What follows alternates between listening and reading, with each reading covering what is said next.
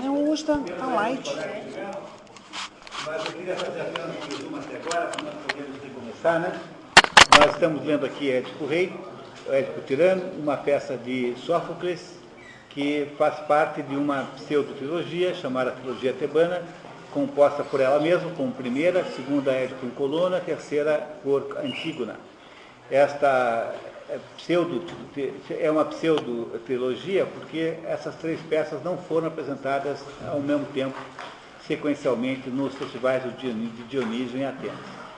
Portanto, como há datas disparatadas de apresentação das peças, nós não podemos chamar isso rigorosamente de trilogia. Embora seja uma trilogia lógica, porque o autor é o mesmo e não há contradições entre as três partes. Ou seja, não há nenhum momento em que nós possamos desconfiar que o autor se enganou, coisa. Na verdade, as três peças combinam entre si perfeitamente, não é? Embora não tenham sido apresentadas ao mesmo tempo. O que nós vimos até agora é que a peça começa com o rei tomando consciência da peste que acontece em Tebas, e ele manda o seu cunhado Creonte fazer um inquérito lá, perguntar ao oráculo de Delfos, a Pitonisa, né, em Delfos, que pergunta a Apolo pergunta a Zeus. Na verdade, quem apresenta a informação é Zeus. Zeus é que é o verdadeiro comunicador. Mas ele faz isso via Apolo e depois via Pitonisa.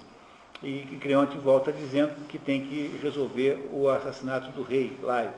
Como não aparece nenhum culpado aparente, Laio, então Édipo amaldiçoa o assassino, seja quem for, pede aos deuses que o persigam e chama Tiresias. Tiresias não quer falar nada, Tiresias é um vidente, e Tiresias não quer, quando ele ameaça Tiresias então se aborrece e diz que ele é o verdadeiro assassino do rei Laio. Como ele aí então acusa Tiresias de estar conspirando, associado com Creonte contra ele, Édipo, ele fica então realmente furioso e aí diz que não apenas ele é o assassino, como também ele é pai, irmão dos seus próprios filhos. Ele matou o pai e casou com a própria mãe.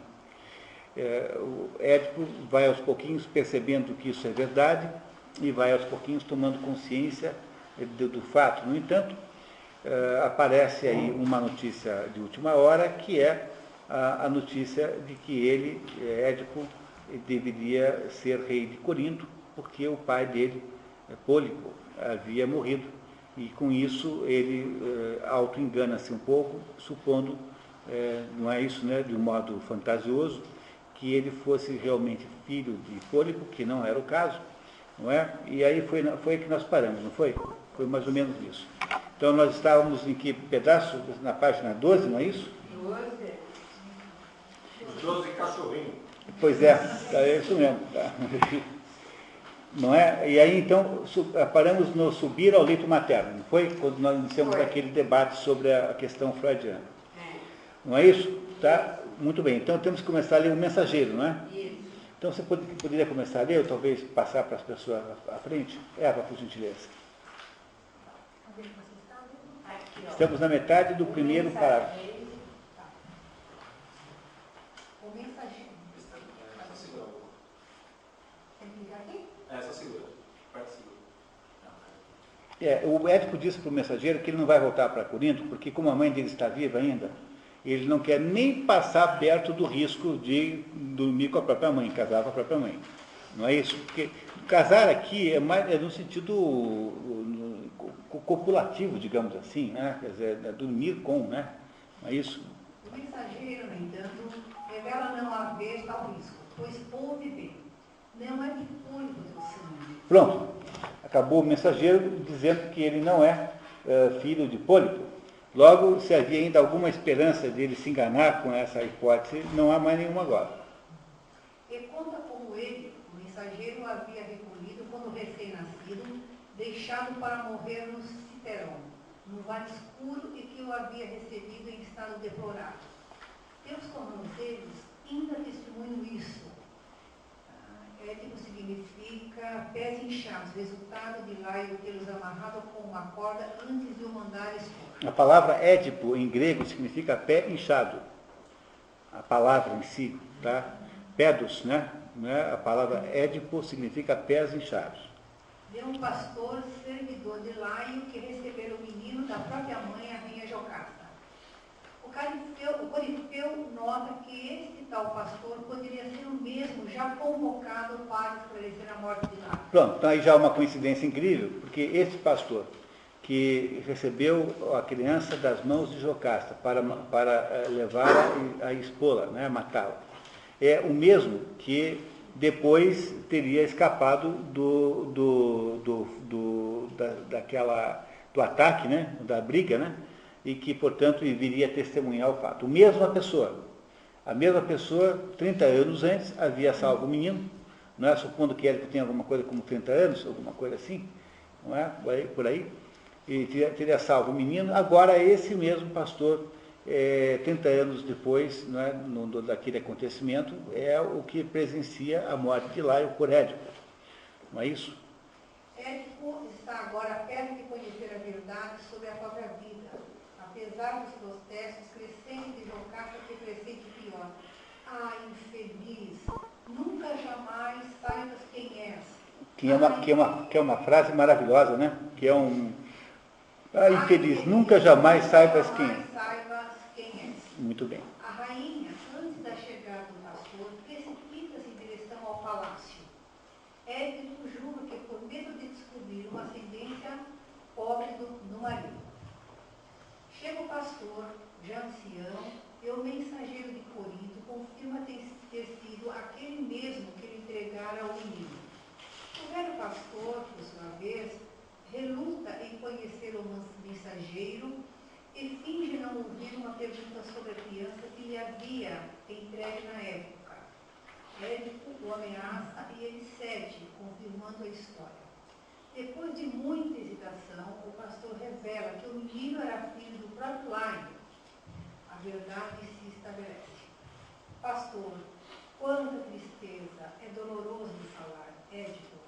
Mais doloroso de escutar, mas não de neves. Não é preciso dizer o nome da pessoa, viu? Não. Seria filho dele, mas tua mulher, que deve estar lá dentro, sabe muito bem a origem da criança e pode esclarecer-nos. Foi ela mesma a portadora da criança?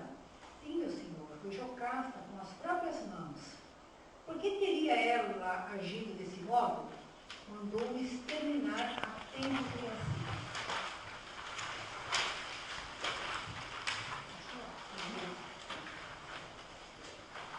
Sendo ela a própria mãe, não te parece incrível? Tinha receio de uns oráculos funestos. E quais seriam os oráculos? Tu sabes? Diziam que o menino mataria o pai. Por que deste o recém-nascido a esse ancião? Por piedade, meu senhor, pensei então que ele o conduziria a um lugar distante de onde era originário. Para o nosso mal, ele salvou-lhe a vida. Se és quem ele diz, julgo-te o mais infortunado dos mortais. Ai de mim, as dúvidas desfazem-se. À luz do sol. Queiram os deuses que esta seja a derradeira vez que te contemplo. Hoje tornou-se claro a todos que eu não poderia nascer de quem nasci, nem viver com quem vivo, e, mais ainda, assassinei quem não devia. Vocês já imaginaram, vocês têm uma ideia de o que representa isso para alguém que descobre que toda a sua vida anterior é falsa? A minha mãe tem uma amiga que, quando tinha assim, alguma coisa, sei lá quanto para ser amiga da minha mãe, 70 anos, por aí, estava andando na rua e apareceu uma conhecida e falou assim, como vai você? Ela falou, tudo bem. E sua mãe, como vai? Minha mãe morreu. Sua mãe morreu? Mas que pena. Puxa vida, você deve ter sentido muito. Ela falou, pois é, ela tratava você como se fosse filha de verdade, né? E a outra falou, mas como assim, como se eu fosse filha de verdade? O problema é que todo mundo sabia, né? Sabe aquelas situações que todo mundo sabe, só a pessoa que não sabe? Isso ela descobriu com 70 anos, que era adotiva. A sensação que você deve ter numa situação como essa é de que toda a sua vida anterior é uma farsa, né, que você viveu. Apenas uma opinião. Você não acha que toda a verdade deve ser contada? Porque se o próprio Cristo diz que o passado tem que ficar lá atrás, por que é que tem que trazer toda essa verdade, às vezes até num momento inoportuno? Eu não acho que... Mas veja, eu não acho que tem que contar a verdade toda. E a pessoa que contou não sabia que ela não sabia. A pessoa que contou para essa, no exemplo que eu dei, né? Ela que contou isso, ela não sabia que a outra não sabia. Ela lidou com o assunto, né? Mas ela não sabia. Ela não sabia. Ela não contou de maldade. Ela simplesmente fez um comentário como se a outra soubesse, né? Não é isso? Porque como todo mundo sabia, não é? Ela não achou que fosse uma coisa terrível. Então não é isso que eu concordo, não é para contar. Tá? Bom, mas aí o que eu queria dizer é o seguinte, é que o momento que deve ter acontecido aqui, o estado psicológico de Édipo nesse momento é um estado psicológico de falsidade, né? Ele deve ter vivido, então, ele pensa assim, que tudo aquilo que ele viveu até então foi uma coisa falsa, completamente falsa. A vida dele é totalmente falsa, é totalmente sem cabimento, perdeu completamente a noção de realidade na sua existência. E as coincidências do destino, veja, o sujeito que é o mensageiro de Tebas, de Corinto, que vem trazer a notícia da morte do pai dele, é o mesmo fulano que recebeu a criança e que levou para o rei. Por isso que ele sabia que o menino não era filho do rei. O pastor que entregou a criança, né, para esse mensageiro de Corinto é o mesmo fulano que escapou lá da cena do crime e que agora veio esclarecer o assunto. Portanto, há coincidências do destino. É como se o destino não se deixasse enganar de modo nenhum e cobrasse a sua conta. Né? Há uma história bíblica maravilhosa sobre isso, que é o livro de Jonas, que eu recomendo que você leia. O livro de Jonas é uma história bem curta. É um livro com quase nada, eu não sei quantas páginas tem aquilo, 15, sei lá. O livro de Jonas é uma das histórias da Bíblia que conta a história de um profeta que recebe de Deus uma incumbência de ir numa certa cidade, se não me engano, a Cafarnaum, não lembro mais, fazer lá uma pregação lá. Mas ele não queria ir porque, entendeu, era uma missão complicada. Mandar você ir numa reunião da Ku Klux Klan com uma placa chamada Black is Beautiful. Entendeu? Ele não queria ir. O que ele faz? Ele tenta fugir. Pega o primeiro navio que ele consegue pegar, ele já deixa entrever que ele está fugindo, cobram dele uma fortuna, enfim. E aí, no meio do caminho, há uma tempestade terrível, ele percebe que a presença dele, que é responsável pelaquela tempestade, e ele acaba pedindo para ser jogado na água e engolido por uma baleia. E a baleia o cospe de volta no lugar onde ele havia tentado fugir. A história de Jonas, o livro de Jonas, na Bíblia, que aliás é a melhor interpretação do livro de Jonas, a melhor ilustração é o discurso do padre no Moby Dick. Quando o Ismael está se preparando para sair num barco, ele passa frente a uma igreja, naquela cidadezinha lá, onde saem lá os barcos, e ele ouve o padre fazendo um sermão em torno desse. É uma das mais bonitas, digamos, momentos da literatura inglesa na história. Aliás, o Herman Melville é o maior escritor americano mesmo. Eu acho que hoje não tem a menor dúvida em dizer que é de todos o número 1, provavelmente. É difícil que alguém escreva como o Herman Melville, tão bem quanto o Herman Melville nos Estados Unidos. Qual foi o discurso do padre, professor? Explicando, contando a história de Jonas, dizendo que você não escapa do seu destino. O destino vai buscar você onde quer que você esteja. Não é o caso de Édipo. Ele tenta fugir do destino o tempo todo, não é a Carla? A Carla estava comentando isso comigo no intervalo. Ele tenta fugir do destino. Quanto mais ele foge do destino, mais ele se aproxima do desenho que o destino fez para ele. Não é? Há alguns destinos dos quais você não foge. Não há modo de escapar. Mas são mais fortes do que você. Bom, mas vamos ver como é que isso evolui, tá? Chega um criado do palácio com expressão de assombro para comunicar a morte de Jocasta, sofrimento ainda maior. Quando o autor e vítima... Acho que nós pulamos um pouquinho, né? Pulamos. Depois que Édipo, o mensageiro e o pastor saem, o coro lento e triste resume sua indignação. Édipo ilustre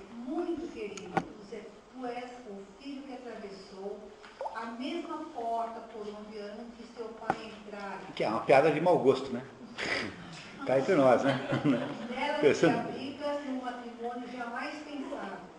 Como puderam, rei meu senhor, as sementeiras do rei teu pai dar-te acolhida, silenciosas por tanto tempo, como infeliz? As sementeiras do teu rei, teu pai, dá-te acolhida, né? Não, sementeira, O que ele quis dizer com isso? A mãe, né? Quer dizer, não é isso? As sementeiras, porque é onde põe as sementes, né? Então, o sêmen é semente, sêmen, semente. Né?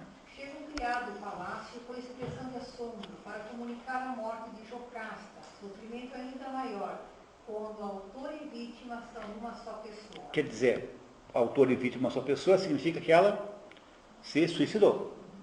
Né? Jocasta se suicidou. Isso, veja, dependendo da versão que você lê, da história, não dessa peça, você pega a outra história, só tem mais uma peça grega que fala de Jocasta, que é a chamada As Traquínias.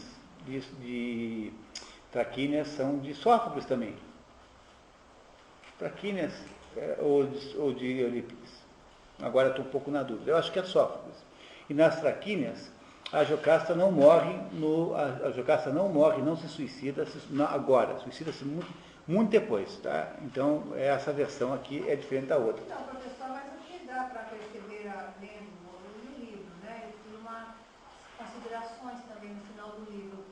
É que Jocasta, ela, na verdade, ela até encararia essa situação, ela não fugiria dessa situação, não.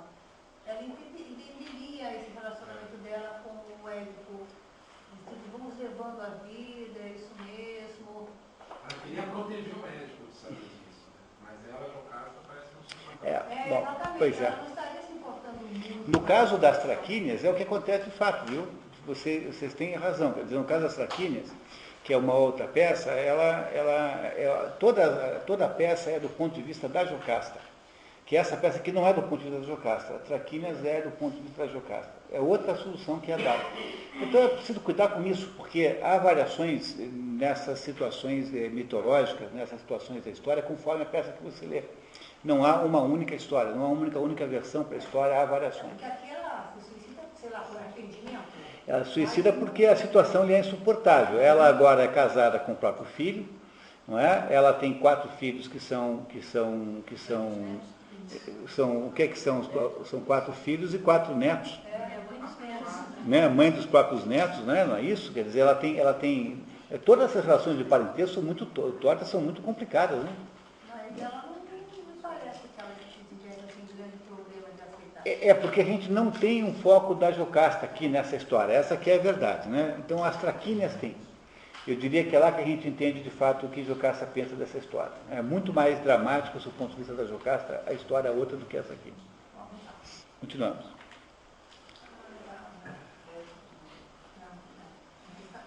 Édipo não havia conseguido evitar o enforcamento a tempo. O relato progride para o acontecido com Édipo, depois da morte de sua mãe-mulher. Ao contemplar o quadro, entra entre urros horrorosos e o desgostoso rei desfez depressa o laço que a suspendia. A infeliz caiu por terra. Vimos então coisas terríveis. De repente, o rei tirou das roupas dela uns broches de ouro que as adornavam, segurou-os firmemente.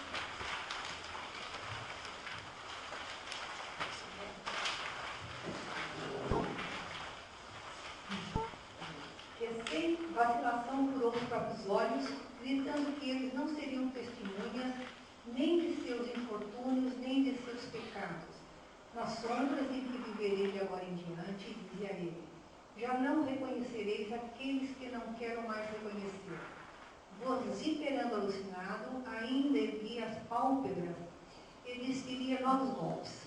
O sangue que descia em jato de seus olhos molhava toda a sua face, até a barba. Não eram simples gotas, mas uma torrente, sanguinolenta chuva em jogos incessantes. São ele e ela os causadores desses males. Os infortúnios do marido e da mulher estão inseparavelmente entrelaçados.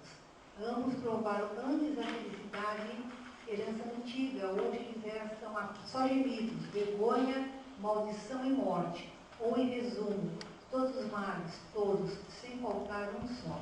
Vocês reparam aí, né, que primeiro quem conta o que aconteceu é sempre um narrador, é sempre um relatante. No teatro grego é sempre assim. Como você não tem meios de fazer acontecer na cena, como é que você vai fazer na cena essa cena de morte? Não dá para fazer. Porque aquilo não é um teatro no sentido moderno da palavra, aquilo é um relato. Então, toda vez que tem acontecimento como esse, sem exceção, e com uma exceção ou outra muito pequena, você tem alguém que chega e conta o que aconteceu. Então diz, olha, vem um criado e fala assim, acabou a rainha de suicidar. Você não mostra no palco nada disso. Não é? O que aí nós vemos, então, é o relato da morte da rainha por enforcamento, auto-enforcamento, e o Édipo foi lá, tentou salvá-la, não conseguiu, tirou o broche, que devia ter certamente um espeto, né? E furou os próprios olhos, mostrando com clareza agora que estava sentindo-se responsável por aquela situação. Portanto, aí Édipo furou os olhos, não é? Furou os olhos, aceitando uma culpa, aceitando a responsabilidade por aquele ato.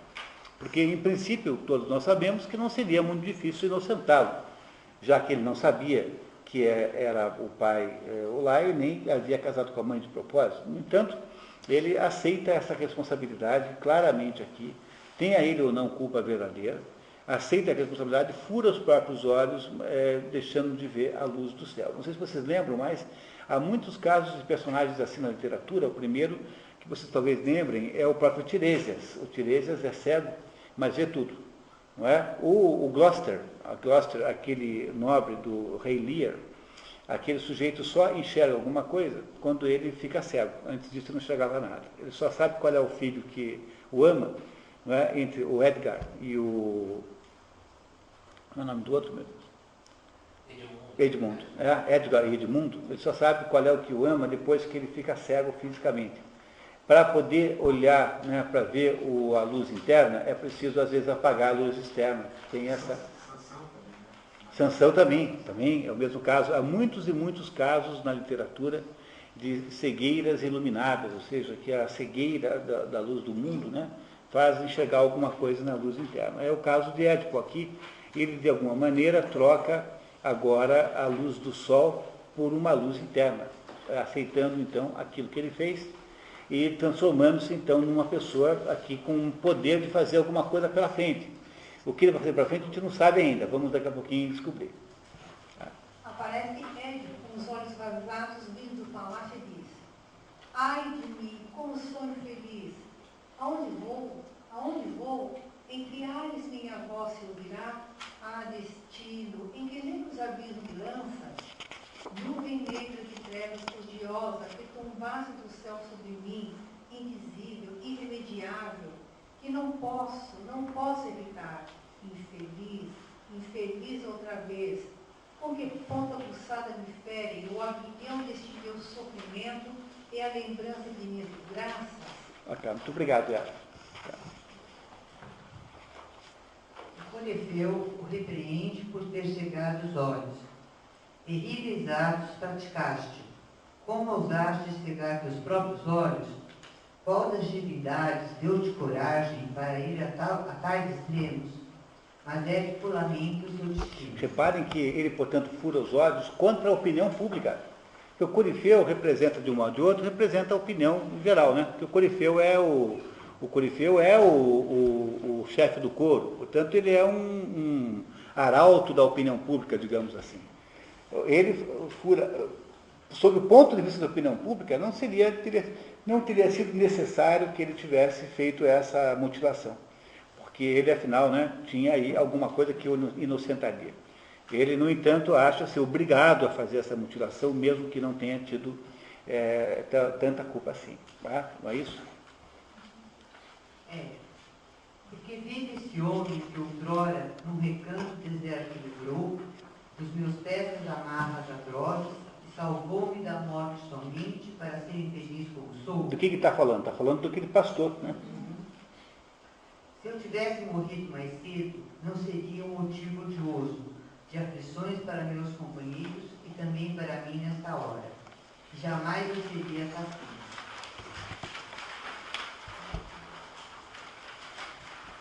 De meu pai, e não desposaria a mulher que me pôs neste mundo. Mas os deuses desprezaram-me agora por ser filho de seres impuros e porque fecundei, miserável, as entranhas de onde saí. Se há desgraça pior que a desgraça, ela veio atingir a mim. Édipo. Depois de ter conhecimento dessa mácula que pesa sobre mim, eu poderia ver meu povo sem baixar os olhos? Não.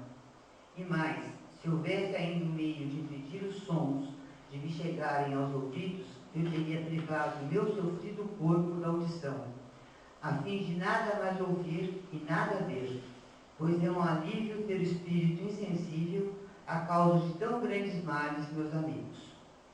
Ah, Emineu, deste-me a existência e como se isso não bastasse, ainda fizeste a mesma sementeira germinar de novo. A mãe dele, né? Himeneu é o leito nupcial. Né? Himeneu é o leito nupcial. Mostraste ao mundo um pai e irmão dos próprios filhos, filhos e irmãos do próprio pai, esposa e mãe de um mesmo homem, as torpezas mais terríveis que alguém consiga imaginar. Mostraste-as todas. Entra Creonte, sucessor de Édipo, e este te pede para ser lançado fora dessa terra bem depressa, em um lugar onde jamais lhe seja dado falar a ser humano algum e ser ouvido. Ele pode ser exilado, porque de acordo com o que foi estabelecido pelo oráculo, o jeito de purgar aquele crime contra Caio era exilando ou matando, né, exilando ou matando o culpado. Portanto, ele vai ser exilado. Como a lei manda matar os parricidas, Creonte precisa indagar o oráculo sobre o que fazer. Édipo quer ser exilado para o monte Citerum, a pátria triste que meus pais me destinaram para imutável túmulo quando nasci. Jamais permitas quanto a mim que eu ainda habite a terra de meus ancestrais. Deixa-me antes viver lá nas montanhas, lá no Citerum, a pátria triste que meus pais me destinaram, para imutável túmulo quando nasci. Assim eu morrerei onde eles desejaram. Há uma coisa, aliás, que eu tenho como certa. Não chegarei ao fim da vida por doença, nem males semelhantes, pois se me salvei da morte, foi para desgraças horrorosas. Mas siga então seu curso meu destino trágico, qualquer que seja ele. Quanto aos filhos meus, os varões, não devem preocupar-te, pois são homens. Onde estiverem, não carecerão jamais de nada para subsistir. Mas minhas filhas, tão infelizes, dignas de tanta piedade, que partilharam da minha abundante mesa, e cujas mãos eu dirigi aos pratos próprios, zela por elas. Peço-te por tudo e deixa-me tocá-las uma vez ainda com estas mãos. Deplorar a sua desventura enorme. Atende-me, Creonte, rei de raça nova. Sentindo-me pelo toque dessas minhas mãos, creia que ainda as tenho como quando as via. Entram Antígona e Ismene, ainda crianças trazidas por uma criada. Édipo entrega as filhas aos cuidados de Creonte, agora pai delas, e recomenda as filhas que vivam uma existência mais feliz que a dele. Quando Creonte faz menção de levar as meninas embora, Édipo suplica: não as tires de mim, por favor. Creonte, não pretendas mandar. Teu poder de outros tempos agora deixou de existir. Édipo, conduzido por Creonte, encaminha-se lentamente para o palácio, seguido a certa distância pelas filhas e pela criada. Polifeu: vede bem, habitantes de Tebas, meus concidadãos. Este é Édipo, decifrador dos enigmas famosos. Ele foi um senhor poderoso e por certo invejastes em seus dias passados de prosperidade vulgar, em que abismos de imensa desdita ele agora caiu. Sendo assim, até o dia fatal de cerrarmos os olhos, não devemos dizer que o mortal foi feliz de verdade, antes dele cruzar as fronteiras da vida inconstante, sem jamais ter provado o sabor de qualquer sofrimento. Acabou então com Corifeu. Gostaram da história, pessoal? Essa história é uma espécie de maravilha literária, é muito bom isso.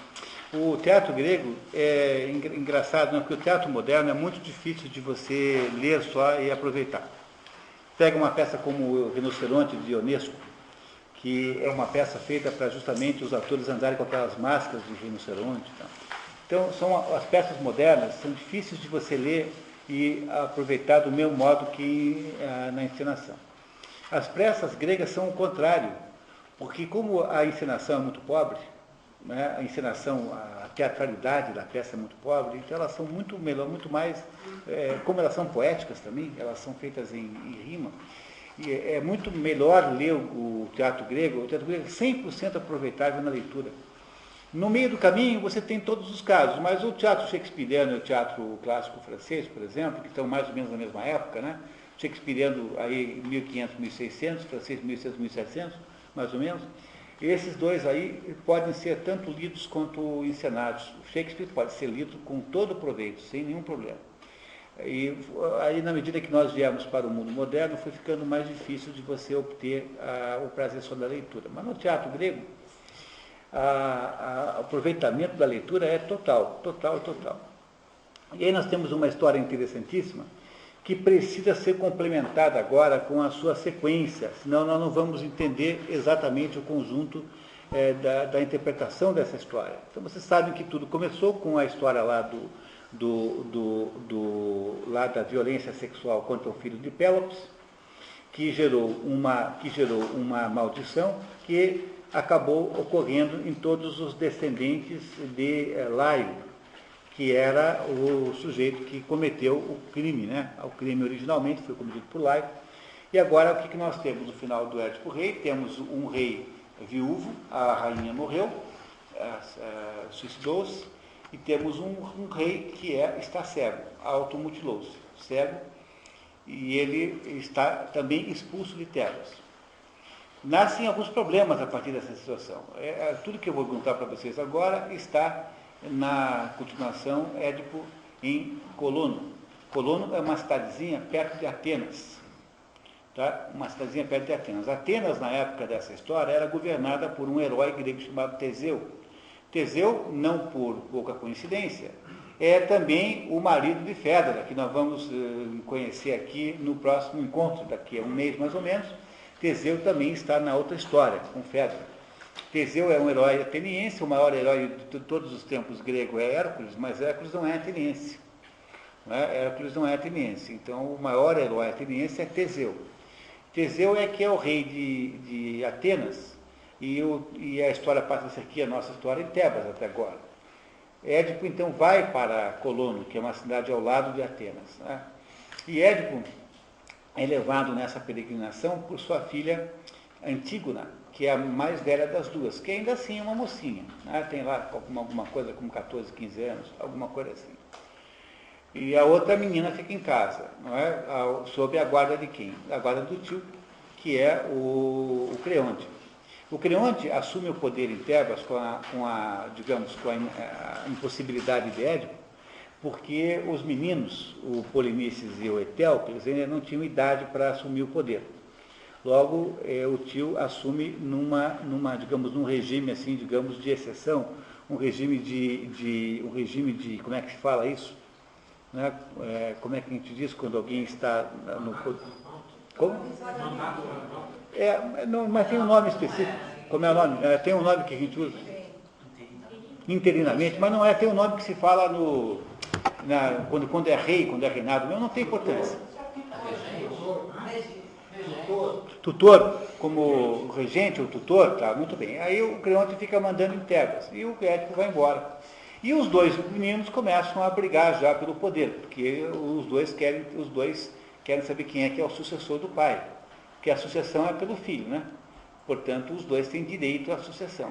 O Creonte sabe que vai ter que entregar o poder para um dos dois. E começam a brigar. O que não está explicado aqui, nessa peça, mas está na outra, é que quando eles começam a brigar, já estão brigando quando Édipo está ainda em Tebas. E Édipo, então, resolve, em um dado momento, fica tão exasperado com aquilo, que roga uma praga nos dois filhos, dizendo que os dois vão acabar se matando, um ao outro. Não é que ele tenha jogado uma praga, ele fala assim, vocês dois são tão briguentos que vão acabar um matando o outro, uma coisa assim. Não é isso? Tudo que você fala nesse negócio é perigoso, né? Porque tudo dá certo, né? Não é isso? Né? Melhor é calar a boca, né? Ficar quieto. Né? O Édipo é o primeiro deles, né? Eu quero ver o desgraçado que fez isso, vai ver só, né? Que é ele mesmo. Aí o Édipo roga essa praga nos filhos, e os filhos ficam lá brigando, e esses filhos aí acabam fazendo um acordo político entre os dois, de rotação do poder. A ideia é que o Eteocles governasse um ano, aí o Polinices ficaria fora do Estado, né? Iria sair da cidade, iria para uma cidade ao lado, e de fato o Polinices vai embora, e quando voltasse, dali a um ano, ele assumiria o poder e o outro sairia, e assim, o que é uma solução absolutamente impossível na prática, né? Inviável, completamente inviável, mas é a solução que eles têm. Mas isso tudo está acontecendo enquanto a Antígona, carregando o seu pai, guiando o seu pai com seus olhos, o Édipo, então, sozinho com ela, carregando por um segundo cajado, vai na direção de Colono e vai pedir, vai para onde exatamente em Colono? Vai para o santuário das Eumênides, que fica em Colono. Que santuário é esse das Eumênides? Para a gente entender o que são as Eumênides, nós temos que voltar lá na peça Orestia, a qual eu já dei a vocês alguma explicação hoje aqui. A Orestia é aquela trilogia que composta de 3 peças, que são Agamenon, que conta a volta do rei Agamenon para sua casa, para Argos, e o seu assassinato instantâneo na volta pela sua mulher Clitemnestra. Coéforas, que conta o assassinato de Clitemnestra pelo seu próprio filho, chamado Orestes, com a maquinação conjunta da Electra. A Electra não mata a mãe, ela ajuda a matar, mas ela não a mata. Não é? Quem mata a mãe fisicamente é o filho, Orestes. Quando Orestes mata a mãe, e isso é o final do livro Coéforas, que é a segunda peça da trilogia Orestia, a terceira peça chama-se Eumênides. São as mesmas Eumênides do que as Eumênides aqui, do que as Eumênides do Santuário das Eumênides. E como é que isso foi parar desse jeito? Porque quando Orestes mata a mãe, e isso é considerado, sob o ponto de vista grego, um crime muito grave. Matar pai ou mãe é muito grave, né? E aí as fúrias, ou chamadas eríneas, ou fúrias, tem esses dois nomes, eríneas para os gregos, fúrias para os romanos. O que é que são as fúrias e as eríneas? São entidades velhíssimas, muito mais velhas do que a geração dos olímpicos, Zeus e os seus irmãos. Não sei se vocês lembram da teogonia, quando há a castração de Cronos, a castração de Urano, e o sangue que cai do ferimento que Urano recebe de Cronos, que cai sobre a Terra, sobre Gaia, a Terra, deste sangue nascem entidades. E entre as entidades que nascem aí, nascem as eríneas. O que é que são as eríneas? São 3 mulheres que são medonhas e pavorosas, não é isso? Sendo a mais conhecida com o nome de Megera das 3 é a mais conhecida, que habitam o fundo dos infernos e ficam lá no fundo dos infernos, chamado Tártaro, perseguindo dia e noite todos os criminosos que fizeram crimes graves e não os deixando esquecer nem um minuto, nem um segundo, os crimes que haviam perseguido, haviam realizado. Portanto, está lá o sujeito no fundo do Tártaro, né, tendo matado o pai ou a mãe, um parente, e estão o tempo todo lá as fúrias ou as eríneas cantando no ouvido dele: você matou, você matou, você matou, você matou. Né, lembrando-os o tempo todo os criminosos dos seus crimes. Como não podia deixar de ser, tinha que ser uma mulher para exercer esta tarefa. Não seria possível, né, ser mulher já viva, já fala pra caramba. Pensou? O problema dessas eríneas, o problema dessas eríneas, o que é importante entender sobre elas é o seguinte: elas não estão sob a autoridade de Zeus, porque elas são muito mais velhas do que Zeus. Zeus, a geração dos olímpicos, não é? É só virar depois, não é? Zeus é filho de Cronos. Mas Zeus nasce só depois que Cronos castrou o pai, portanto, que é Urano. Portanto, elas são mais velhas do que Zeus, e por serem mais velhas do que Zeus, elas não aceitam a autoridade de Zeus, nem de Apolo, nem de Afrodite, ninguém. Elas têm total e completos poderes, porque elas são muito mais antigas que os olímpicos. Por que elas vão aceitar a autoridade dos olímpicos? Logo, elas saem em perseguição a Orestes, porque Orestes, afinal de contas, matou a mãe. E começam a perseguir o rapaz. Mas como o rapaz havia matado a mãe, aconselhado diretamente por Apolo, ele sai correndo e vai para o santuário de Apolo, que é lá em Delfos, estão cansados de saber isso, e pede para Apolo ajudá-lo a sair daquele. Aí Apolo diz assim, olha, então, eu vou ajudar você sim, tá? Você fique tranquilo que eu vou te ajudar. Você tem que ir para Atenas, falar com a Palas Atena. A Palas Atena é a deusa padroeira de Atenas, tá? Que é a Minerva dos romanos. Você vai para Atenas, e lá em Atenas, você pede a ela que organize um julgamento para saber se você é ou não é culpado. O que faz o Orestes? Ele foge das Eríneas, que o perseguem implacavelmente, e vai para Atenas, onde se agarra no pedestal da estátua de Palas Atena.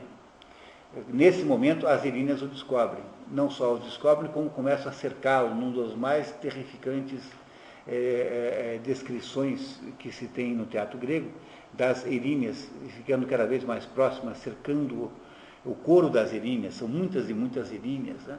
Quando ele parece que vai ser jogado no Tártaro vivo, aparece Palas Atena em pessoa e diz assim, que confusão é essa no meu templo? Aí os dois lados contam a sua história e ela propõe para as Eríneas o seguinte, Eríneas, então tá bem, então será que vocês topariam uma seguinte solução? Eu vou convocar um grupo de cidadãos humanos que vão fazer o julgamento dessa situação aqui. As Eríneas, achando que meio pressionadas pela situação, topam aquilo. E esse teria sido o primeiro julgamento, digamos, humano, não é, que teria acontecido no mundo. Né? Esse seria simbolicamente o primeiro. São convocados lá um júri, que é composto de cidadãos, e esse júri empata, dá 5-5. E a Minerva, a Palas Atena Minerva, desempata com o voto dela, o famoso voto de Minerva. O voto de Minerva chama-se assim por causa disso. E ela inocenta Orestes. E ele fica inocentado do crime de ter matado a mãe, por razões que talvez não fosse o caso de debater aqui, vamos passar o resto da noite fazendo isso. Temos que estudar lá outra peça para entender isso. Não é? Há razões muito importantes de se entender por que foi feito isso. Mas acontece que as Eríneas ficam furiosas, porque elas tiveram, de alguma maneira, uma redução do seu poder.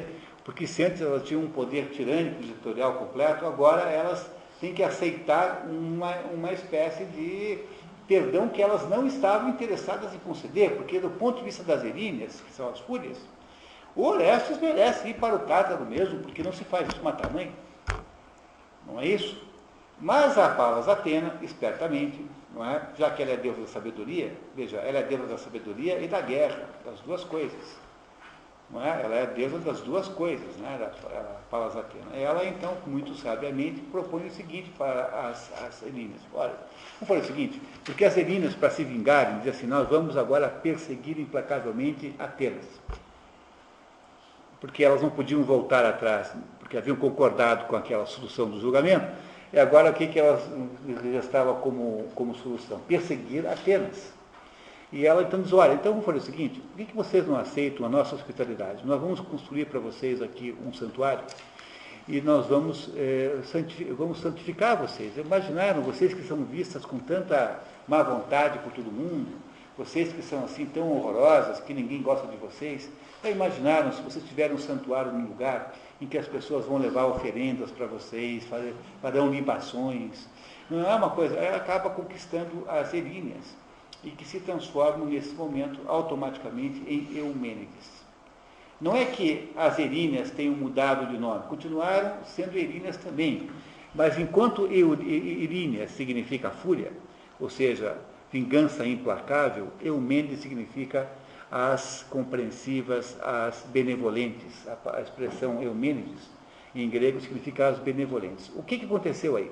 Aconteceu uma coisa importantíssima. Houve a substituição do conceito de justiça de vingança, não é? De conceito de justiça de vingança pura e simples, aquela que está, por exemplo, atrás da lei do talião, porque é um conceito de justiça que é brutal. A justiça é a retribuição na mesma moeda, não é? O conceito de justiça que está por trás de um linchamento, por exemplo, o conceito de justiça que está por trás de uma agressão tida como merecida, não é? Essa justiça agressiva, ela foi substituída por uma justiça reflexiva e capaz de pensar no que está fazendo. Em grego, há duas palavras para cada uma dessas justiças. A justiça que existia antes chama-se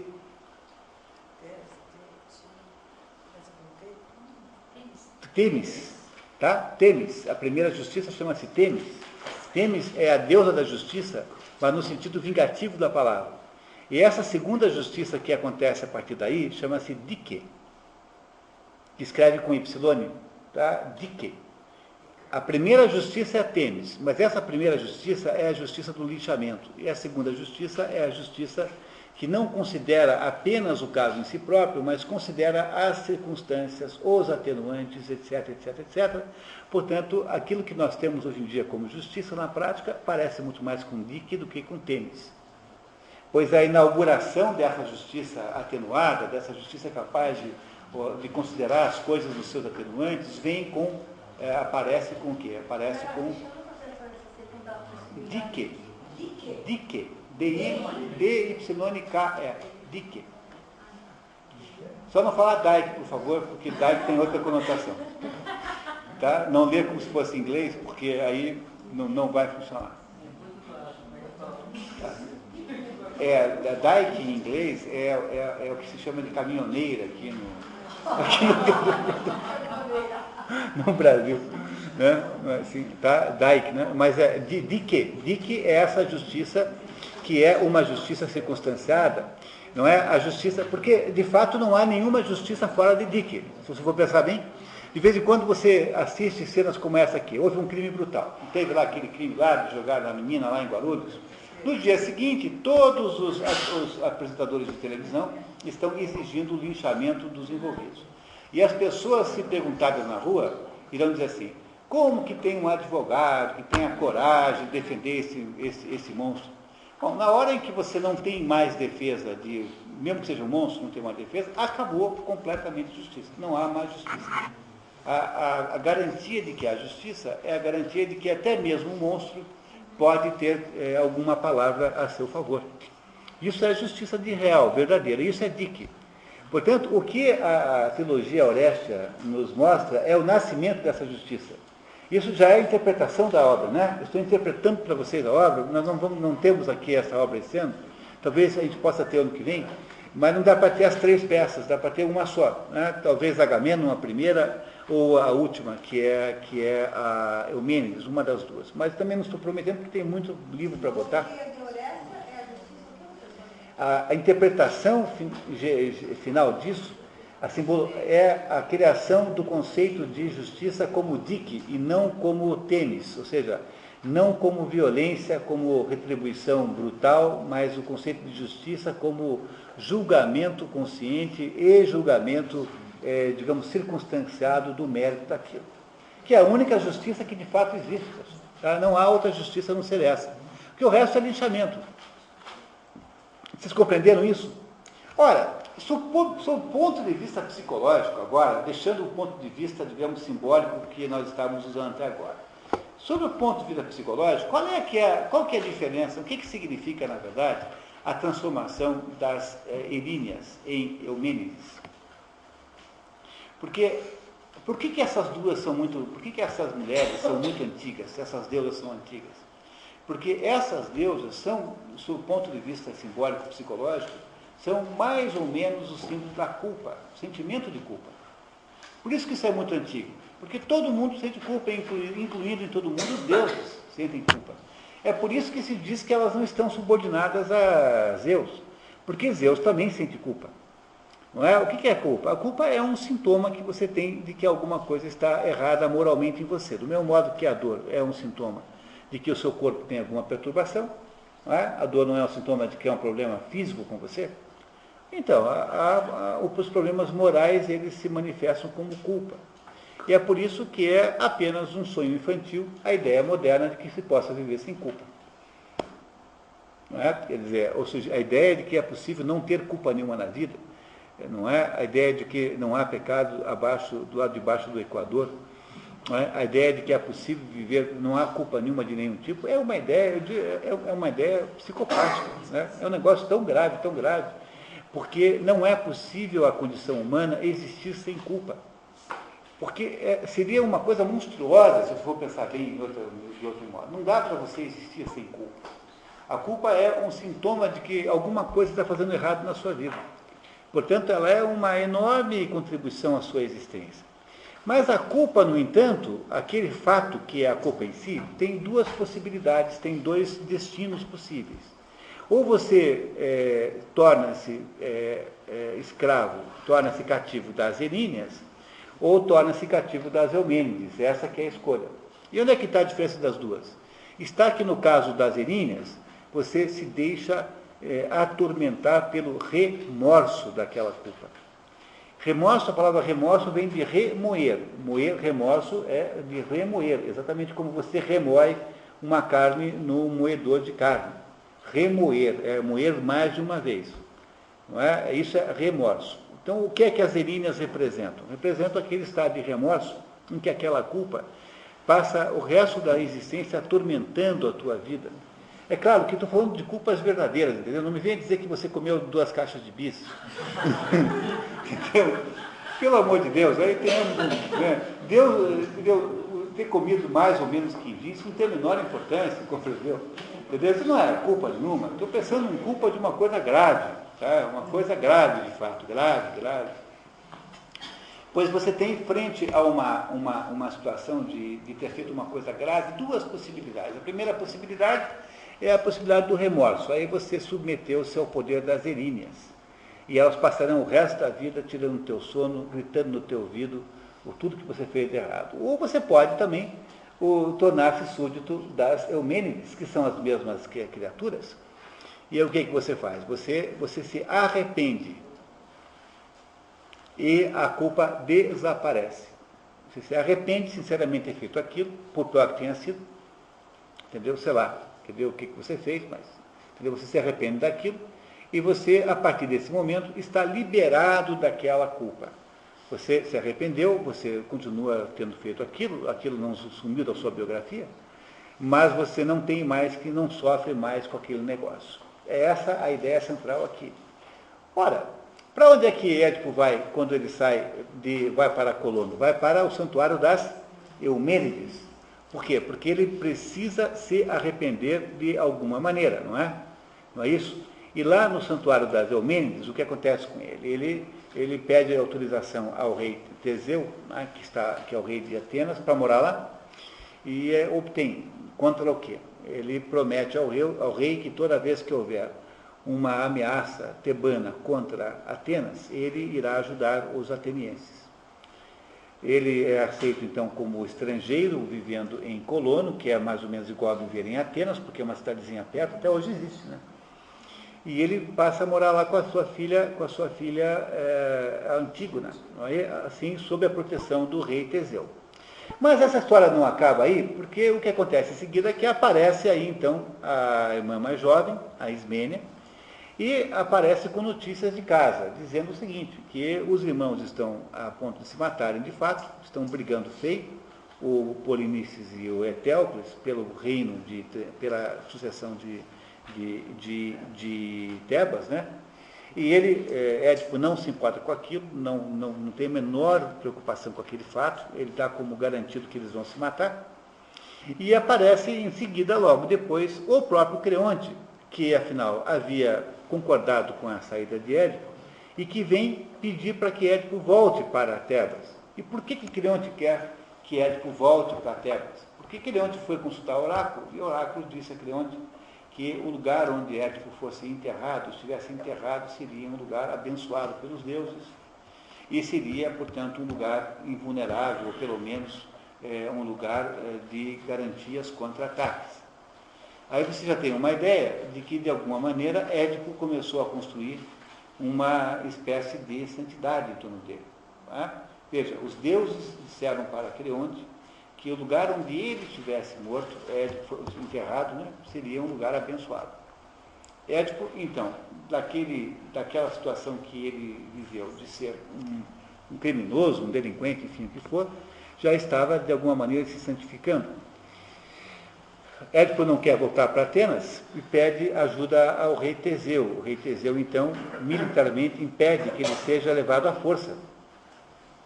O Creonte tenta levá-lo à força, mas o rei Teseu impede, e ele continua lá até que um belo dia, em um determinado momento, há uma informação da natureza de que Édipo está no momento da sua morte. E Édipo, então, sozinho com o rei Teseu, os dois saem juntos e vão para um lugar secreto, onde o Édipo morre. E quando Teseu volta sem Édipo, ele comunica aos outros, né, incluindo aos outros as filhas, as meninas que ficavam lá, as meninas já estavam morando lá com o pai. Comunica que o que ele havia presenciado era inefável, não podia ser contado. O que é provavelmente o que nos induz a achar que foi a vinda de Zeus em pessoa, de uns deuses que levaram Édipo para os céus, para o Olimpo. Édipo não teria ido para o Hades, portanto. Uma outra versão, que eu não sei agora citar a fonte, diz que aconteceu uma outra coisa, que um belo dia, Édipo, lá já exilado, morre. Morre e ele não é muito pranteado, porque afinal de contas ele é um estrangeiro com um currículo ruim, né? Tendo matado o pai, casado com a mãe, quer dizer, ele era um sujeito cheio cego, enfim. E ele é um estrangeiro com um currículo ruim e não é muito pranteado e o seu enterro, então, não é muito acompanhado. E aí aqueles poucos acompanhantes do enterro começam a perceber que os deuses do Olimpo estão descendo, baixando para acompanhar o enterro, atrás do caixão. Até que, finalmente, desce Zeus em pessoa. E aí alguém pergunta assim, mas Zeus, como é que você, que é Deus, está acompanhando o enterro de um sujeito desclassificado desse idiota, desse sujeito? Daí Zeus diz assim, é que quando Édipo aceitou a culpa, quando ele aceitou a responsabilidade pelo que ele tinha feito, ele tornou-se um de nós. E eu vim aqui, então, para homenagear um dos meus iguais. Essa história toda desemboca agora em Antígona, porque com a morte do pai, as meninas voltam para casa e quando chegam em casa descobrem que os irmãos haviam feito aquele acordo, e aquele acordo havia sido descumprido e pelo Etéocles, que não quis devolver o poder no final do primeiro ano, e o Polinices, então furioso, havia casado com uma moça de Argos, convence o rei de Argos e mais alguns outros reis em volta a montarem 7 exércitos, cada um para atacar uma das 7 portas de Tebas, e haveria então uma guerra, e nesta guerra que há entre esses 7 reinos que atacam as 7 portas de Tebas, defendidas por Creonte e por Etéocles, né, filho de Édipo, contra o general Polinices, que liderava os atacantes. Esta guerra acaba, então, na vitória de Tebas, muito embora com alto custo, e na morte, numa batalha pessoal, numa briga pessoal com espadas de um irmão pelo outro. Um matou o outro conforme a profecia de Édipo. Com a morte dos 2 irmãos, começa a história de Antígona, porque o Creonte, que agora reina sozinho, não quer enterrar o Polinices, quer deixá-lo exposto para ser comido pelos animais, enfim, e para não lhe dar as honras funerárias, que para um grego são absolutamente imprescindíveis, porque um cadáver insepulto não irá para o Hades, portanto não irá vagar como um fantasma o resto da vida. E a Antígona exige do tio Creonte que cumpra a lei dos homens, ou seja, que cumpra a lei de Deus, que é enterrar os mortos dignamente. E essa polêmica é a polêmica de Antígona. Antígona, então, tendo desobedecido o tio, é condenada à morte e emparedada. Mas o filho de Creonte, que era noivo dela, entra na caverna onde ela havia sido emparedada, e ainda a encontra morta por enforcamento, por suicídio. Ela enforcou-se, embora a sua pena fosse um emparedamento. E aí há a tragédia final, né, que acaba com a morte do filho de Creonte e com a mãe, com a mulher de Creonte, sobrando só o Creonte. No final da história acaba a trilogia tebana, de modo que toda aquela linhagem dos filhos de Laio desapareceu completamente, porque morreu Laio, morreu Édipo, morreu Polinices e morreu Etéocles. Pois é, essa é uma das linhagens malditas, como eu disse a vocês.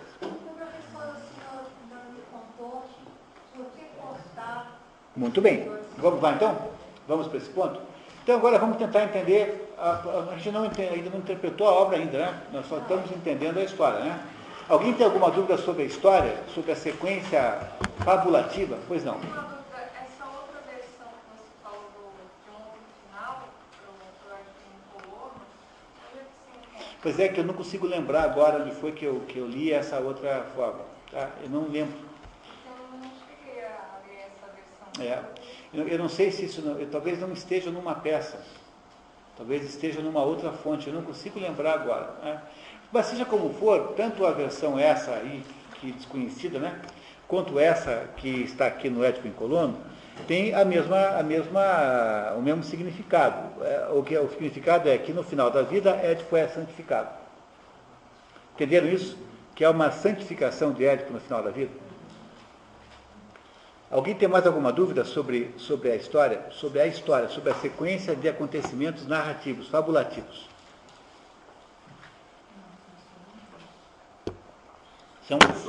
Pois não, senhor José Rússia. O senhor gosta do Apolo? Do Apolo? Não, eu prefiro aquele outro da Ford, como é que é, o da Volkswagen. Então. Eu gosto dele. Tá certo. É o Apolo, como é o nome do outro? Nem lembro mais. Verona? Muito bem. Então, continuando, né? Continuando essa história. É o quê? Eu gostei de ouvir a TT Espíndola. A TT. Mas não é a cantora cruel? Tem cantora mais cruel que aquela? Aquilo não é possível. Aquilo, se o doicode existisse ainda, é usar como instrumento de tortura. Não é possível aquilo. Bom, pessoal, então... O que aconteceu aqui, então, até agora, foi o seguinte, eu fiz aqui, lemos, então, o Édipo Rei em resumo, e eu contei para vocês, em linhas muito gerais, as duas continuações, né? A Édipo em Colono e depois a Antígona. Essa é a história toda do drama edípico, digamos assim. Né? Muito bem, agora vamos tentar entender isso. E como é que começa essa história toda? Vamos lá, lembra que tem sempre 3 meios de você olhar para uma história, né? Eu sempre insisto nisso, porque há a maneira inventada pelo Sainte-Beuve, que nesse caso seria impossível. O Sainte-Beuve achava que a obra reflete a biografia do autor. E isso, no caso do Sófocles, nós não iremos conseguir usar, porque não sabemos nem como é que era o jeito dele. Né? Há, no outro extremo, as ditas leituras estruturalistas, todas, que aquelas leituras que acham que há uma estrutura em todo o texto literário, e essa estrutura pode ser percebida tanto marxistamente quanto psicanaliticamente, como dentro dessa mesma ideia estão as tais das leituras de gênero, os tais dos estudos culturais, enfim. Eu acho que o melhor jeito de fazer, aquele que eu uso aqui há muito tempo já, o método que eu uso é olhar para a história. Às vezes, é claro que há elementos biográficos que influenciam a interpretação. Claro, não há dúvida nenhuma. Há elementos estruturais que influenciam a interpretação, também há. Mas o problema de você ficar olhando para a estrutura das coisas é porque tudo tem estrutura. Quer dizer, toda obra, tudo tem estrutura, todo ser tem estrutura, portanto, ficar discutindo estrutura é mais ou menos chovendo molhado, você não vai a lugar nenhum.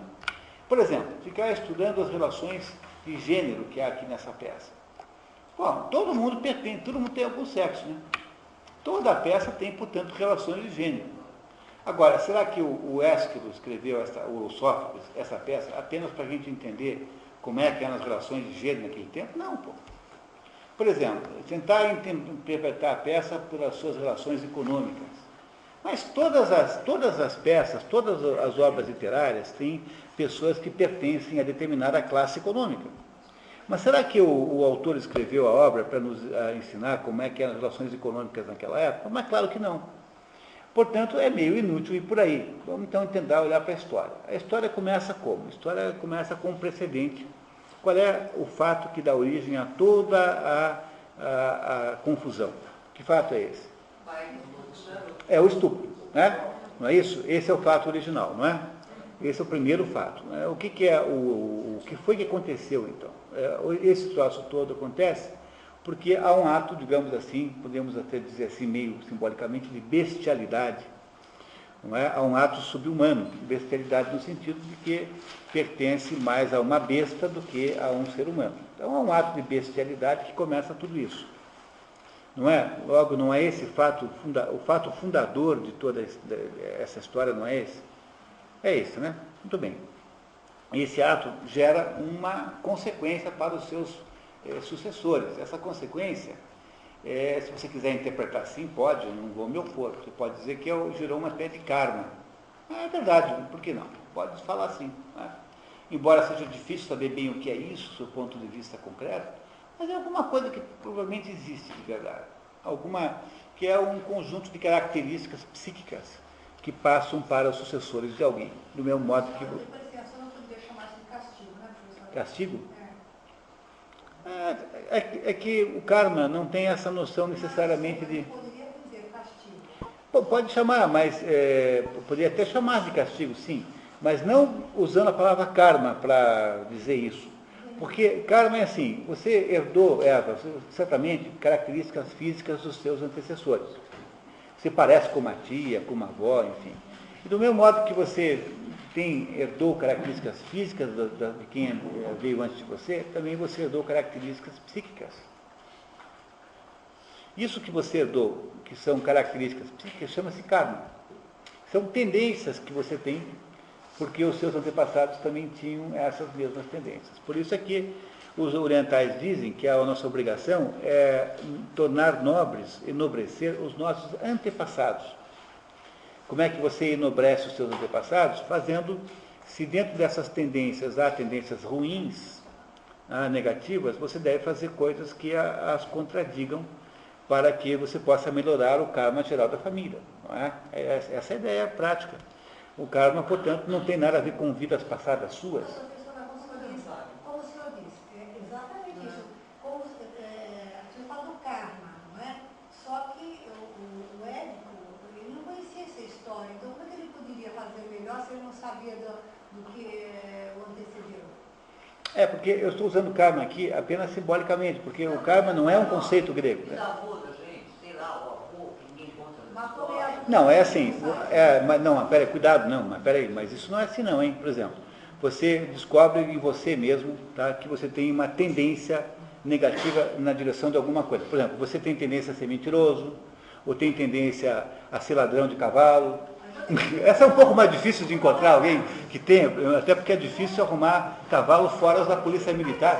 Não é uma boa ideia roubar. Né? Não, peraí. Não, Eva, peraí, calma. Olha aqui, vamos entender a ideia, tá? Você nasce com tendências psíquicas, psicológicas. Essas tendências psicológicas foram herdadas de alguma maneira dos teus antepassados.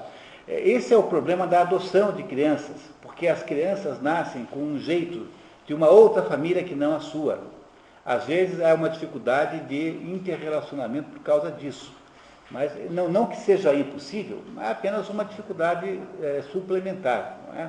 Então, você descobre em você que na sua família, essa tendência negativa que você tem, não é só sua, mas que há vários outros casos assim da sua família.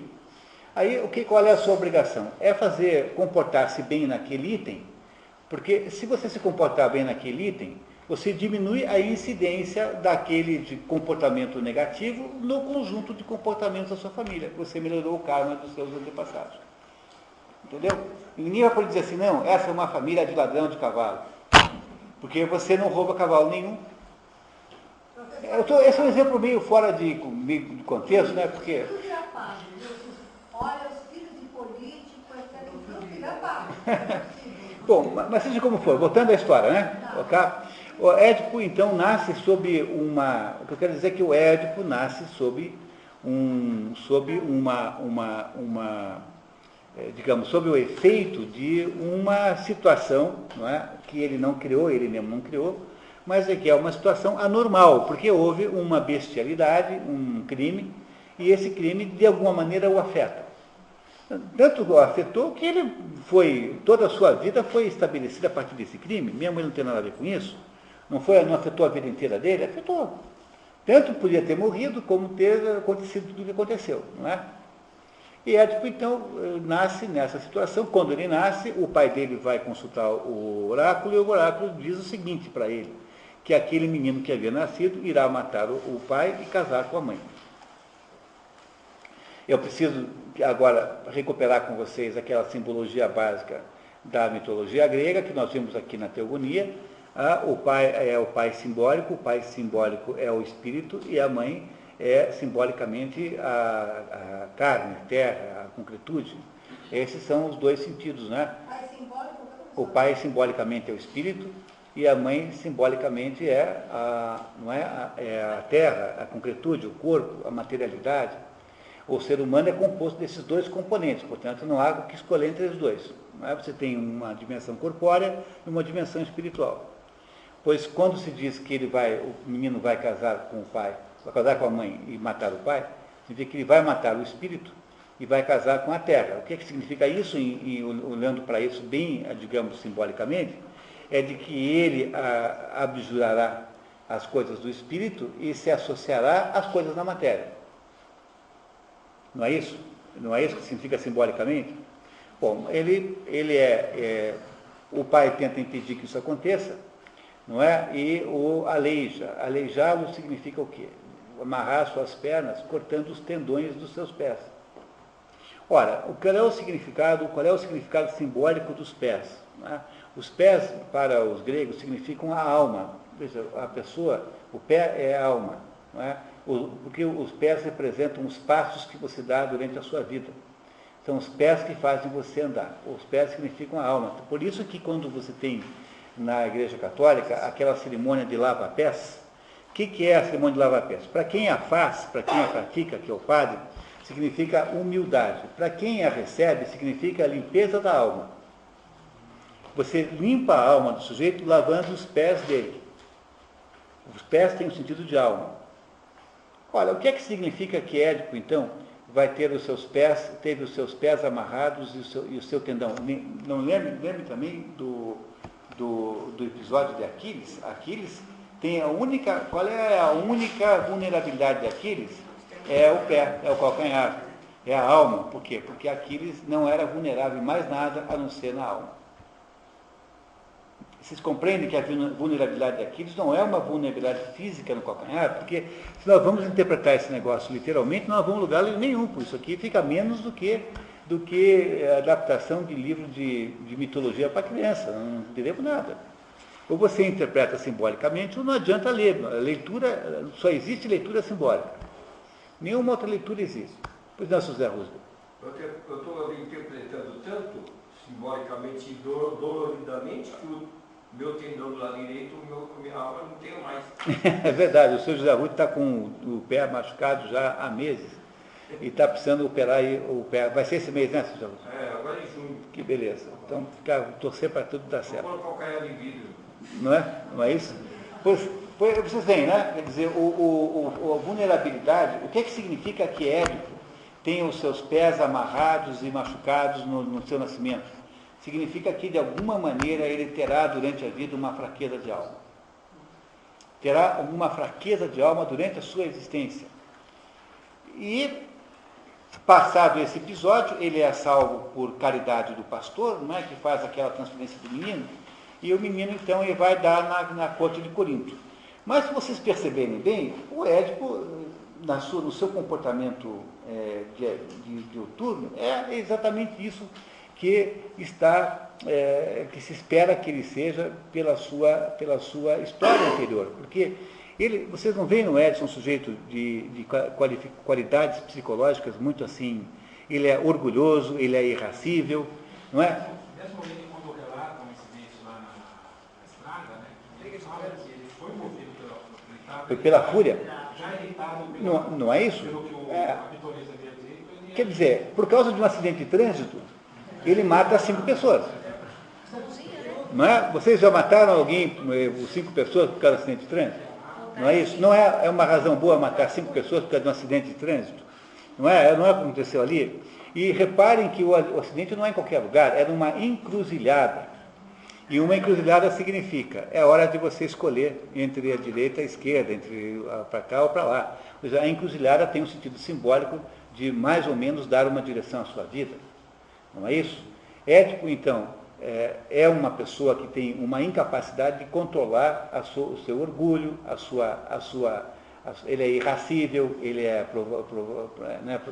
provocável, ele é violento, não é? Ele não chama o velhinho lá e não ameaça bater no velho para o velho contar um negócio, depois ameaça o velho de matá-lo, depois ameaça o outro pastor, o pastor depois de surrá-lo caso ele não conte lá o que aconteceu. já imagina que o cunhado está fazendo. Não é isso, né? Não é isso. E promete ao cunhado ódio tremendo, não é? Não é isso. Qual é o problema de Édipo, pessoal? O problema de Édipo é a coisa mais óbvia do mundo. Édipo tem o pé inchado. Édipo, pé inchado. Édipo tem a alma volumosa, a alma cheia de vento. A alma de Édipo é inchada. É uma alma fora do tamanho certo. É uma alma cheia de híbris. É uma alma de prepotência e de absoluta... ela está fora do lugar, ela é uma alma fora uma alma fora da normalidade da alma. Pois o nome da história é a explicação da história, Édipo. Édipo significa pé inchado, pois o problema desse sujeito é ter o pé inchado. O que é que significa? Que ele dá passos orgulhosos na vida. Não é? O que é um pé inchado? É um pé que dá passos orgulhosos vida fora. Ou seja, é um sujeito que tem a tendência a ter a híbris. Se ele não matasse o velhinho na história, quer dizer, se ele não brigasse naquela esquina, se ele não tivesse aquele desempenho, o que teria acontecido com ele? Provavelmente nada. Não é isso? Não sabemos, não é? Porque essa pergunta não dá para fazer mesmo. Mas todo o destino dele é definido. Veja, ele é perseguido por um destino que não o deixa em paz, né? Mas ele também colabora com o destino, porque o destino dele sendo querendo que ele vá matar o pai e casar com a mãe, não podia ter tido melhor colaboração do que essa dele ter conseguido, né? Porque quando ele mata o Laio, não só ele abre essa possibilidade real concreta, porque se o Laio não tivesse morrido, não tinha aquele casamento como prêmio, não é isso? Como torna-se possivelmente o herdeiro daquele posto, né? De rei e marido. Logo, ele ajuda o destino, não podemos culpar o destino 100%, e vai ser um rei. Nós não sabemos muito se ele é um bom rei, não nos parece que seja mau rei, mas ele, aos poucos, começa a perceber, na medida em que ele faz a própria investigação do próprio crime, de que ele é o autor, não é? Mesmo não sabendo no início, ele aos pouquinhos vai tomando consciência da situação verdadeira, que é não só da sua culpa, como não só do fato de que ele matou, como do fato de ter sido cumprida a profecia de que ele faria tais coisas. Não parece a vocês que é isso?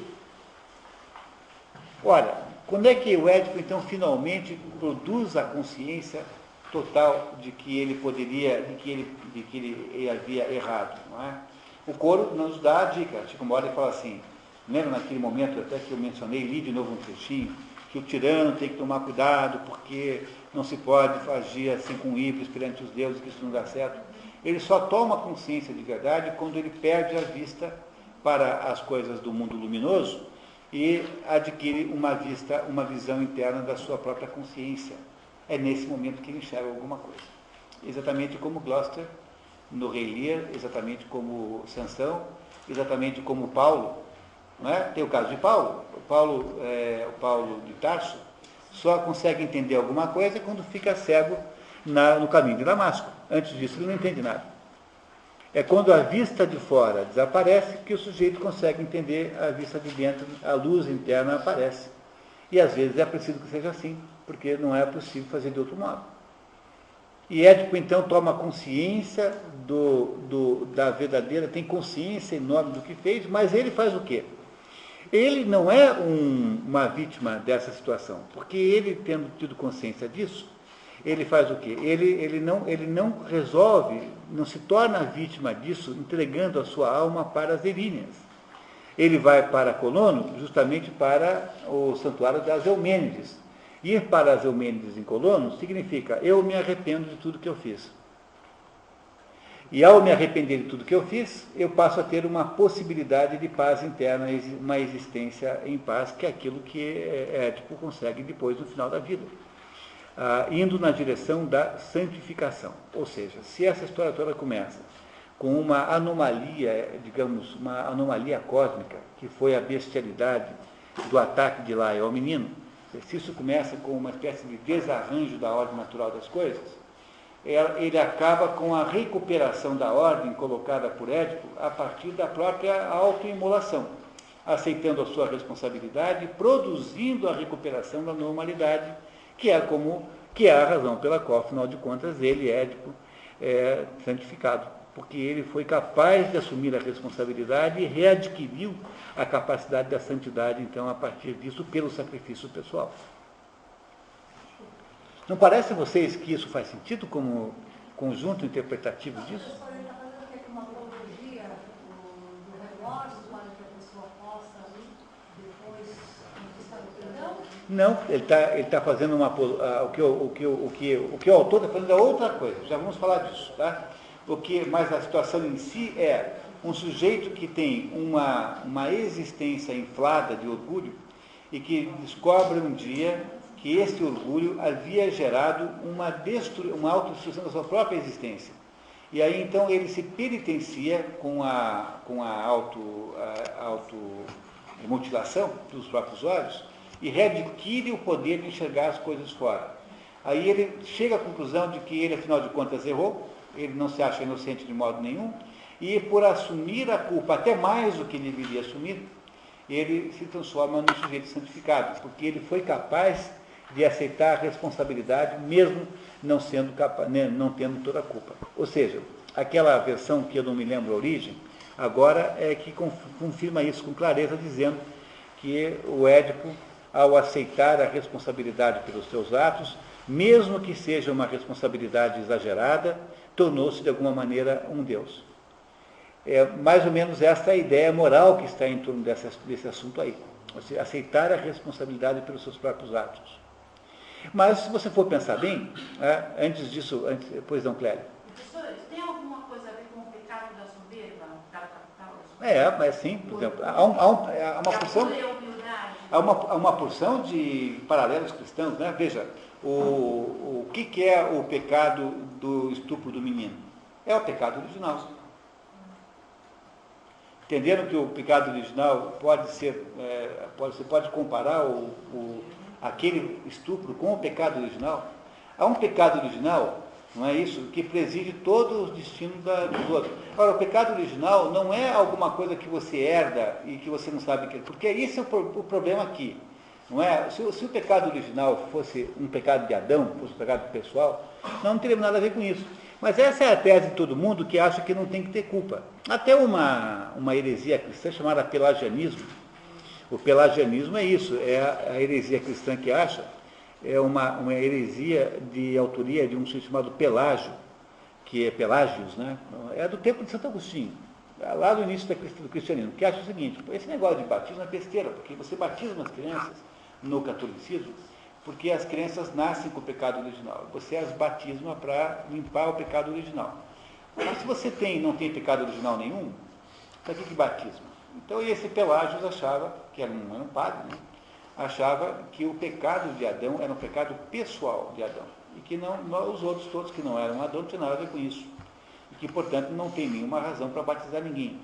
Mas essa é uma interpretação extremamente infantil do que possa ser o pecado original, porque o pecado original não está no ato de estuprar o menino, mas está na tendência que você tem de fazer o que você quer, porque você quer, né? Na tendência que você tem de fazer atender os teus gostos e os teus prazeres, independente dos outros. está no seu orgulho de achar que você não pode ceder o lugar na encruzilhada para o outro. Esse é o pecado original. Esse pecado original que está em Édipo, que nasceu antes dele, portanto, nasceu no episódio criminoso do próprio pai, é esse pecado original que é, de alguma maneira, purgado no final, não é? É um pecado, Clélia, de soberba? Orgulho é um tipo de soberba. Os pecados capitais, o Santo Agostinho, São Tomás, tem um livro chamado Os Pecados Capitais. Tem aqui tradução em português. E ele explica que os pecados capitais chamam-se assim porque eles são caputs, são cabeças de listas de outros pecados. Por que o pecado capital chama-se assim? Porque ele é caput de outros pecados que são gerados a partir dele. Então, o orgulho é um tipo de soberba. Não é? Não é isso? Que é o que tem o Édipo. Ele é mais orgulhoso do que soberbo. Não é? Mas o orgulho é um tipo de soberba. E é verdade. E você tem que fazer o quê? Você purga isso como? Desinflando o seu pé. Quer dizer, desinflando a alma, tirando tudo que na sua alma tem, que é apenas ar quente, que é apenas ilusão, que é apenas auto-engano. Você faz isso como? Reduzindo a sua alma ao tamanho que ela tem de verdade. E o que você descobre no final? Que você era um sujeito que não entendia nada do que estava acontecendo com você, e você então se arrepende de ter sido daquele jeito.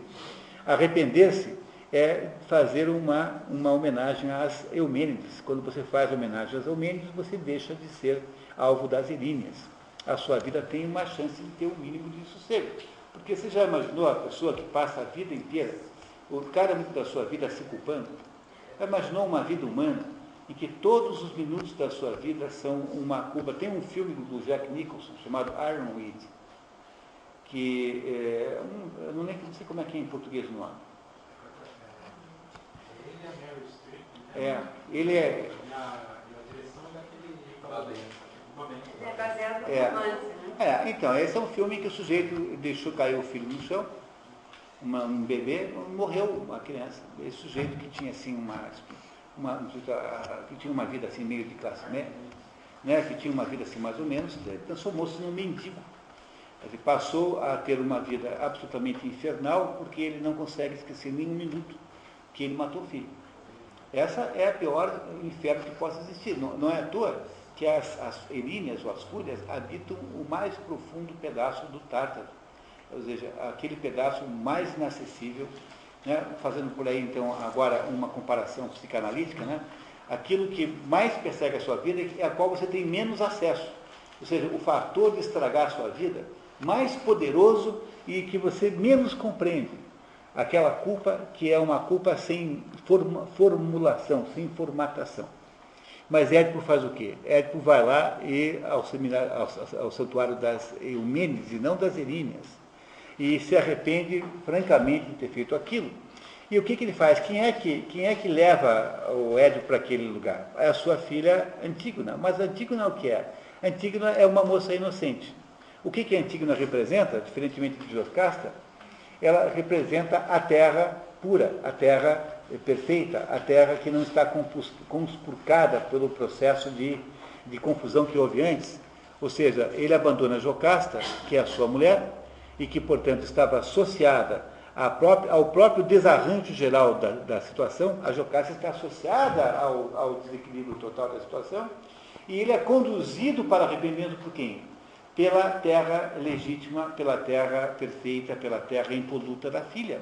Porque a filha representa, então, o espectro terreno legítimo, o terreno material legítimo que o leva para a mão para pedir desculpas no seminário, no santuário das Eumênides e poder recuperar a possibilidade de haver uma existência normal. Ou seja, acaba com a recuperação da santidade, com a recuperação da normalidade, que no caso de Édipo, por ter se cedido, por ter ido muito além daquilo que se podia esperar, representa uma verdadeira santidade, que é aquilo que é. Quer dizer, Édipo é um sujeito santificado no final dessa história toda. Mas a razão de fundo pela qual isso foi escrito não foi para contar só essa história para vocês, quer dizer, essa interpretação que eu acabei de fazer, mas também foi porque os gregos achavam que o teatro era um instrumento de formação de estadistas. O que é que achavam que servia essa peça? Essa peça é para você, para o tirano perceber, não é? Não é para ser tirano. No fundo, todo o teatro grego tem uma conotação educacional. Ele é feito para educar o quê? Quem? O governante. O governante tem que entender que há leis do céu mais fortes do que as leis dos homens, a lei do mundo. Inverteu isso. Nós... O teatro é para educar o que vai assistir, não é isso, pelo espectador? Na verdade, hoje em dia, né? Hoje em dia, eu acho que ninguém quer educar ninguém, né? Não é, né? Mas eu diria que nesse momento em que o teatro grego esteve em voga, o objetivo do teatro grego era educar o governante. Era o dramaturgo dizendo para o governante que há uma espécie de ordem cósmica que não pode ser transgredida. Essa ordem cósmica é a essência de toda a grecidade. Toda a ideia da cultura grega é essa ideia de educar para esta ordem, que os gregos chamam de cosmos. Cosmos é a ordem grega, o contrário de cosmos é caos. Que é cosmos é a ordem geral das coisas. Pois é essa ordem geral das coisas que os gregos achavam que tinham que ensinar para os seus filhos, para o povo, enfim, em geral. O teatro grego é um instrumento de ensinar esta ordem. Ele ensina a ordem cósmica, que é essa ordem. As leis do céu são mais importantes que as leis da terra. Embora elas estejam sempre em situação tensional, porque tanto uma quanto a outra têm de existir. Elas não podem ser substituídas uma pela outra, mas têm de existir. Professor, mas será que, agora dando curiosidade, você disse que o teatro grego tinha como função explicar aos jovens, às crianças, né, fazer com que elas criassem o espírito estadista e viessem ao futuro fazer alguma coisa boa. Será que elas conseguiram fazer uma interpretação disso? Não. Ensinar o governante a governar bem. Aí as crianças não aprendem isso, as crianças aprendem a ordem, porque o que está acontecendo? O que aconteceu na peça, né? Há a desordem iniciada com o estupro, ou seja, a ruptura da ordem. E essa ruptura da ordem só pode ser sanada com esse processo, digamos, que é um processo terapêutico que vai acontecendo, e no final das contas, com a santificação de Édipo, não é? Essa é a ideia da trilogia, é dar justamente esse sequenciamento de situações. E no final, então, o Édipo, que está condenado à desgraça, consegue, de alguma maneira, é como se ele conseguisse sublimar aquele desastre que a sua vida, para a qual estava direcionada, virando um santo. Né? No final das contas, ele é um santo. É isso que aconteceu nessa história toda. Mas como é que ele fez isso? Ele teve que passar pelo processo de compreensão, tomar consciência de qual era o seu problema. E o seu problema era o seu pé inchado. Ter o pé inchado é a maneira mais fácil de ter livres, é a maneira mais fácil de desafiar os deuses. E é aí que você irá produzir o auxílio para o destino.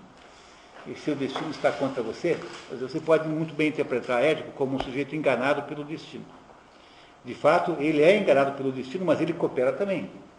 Porque não fosse seu pé inchado, ele não teria certamente conseguido encontrar o destino com o impacto que ele conseguiu encontrar.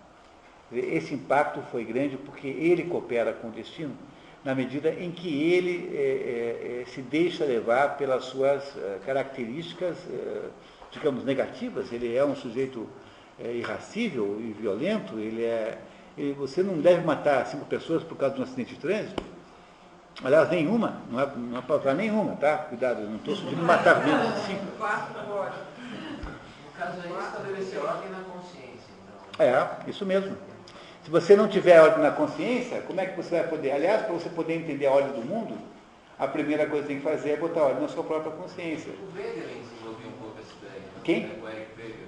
Eu não sei se está, mas é uma regra geral do próprio mundo da vida intelectual, sabe? Você não consegue entender nada do mundo se você não tiver um pouco de ordem na sua cabeça, porque se a sua cabeça está um tumulto, o que você vai achar? Você vai interpretar as coisas do mundo de acordo com o tumulto da sua cabeça. Você tem que, para poder perceber a ordem externa, você tem que partir de uma ordem interna.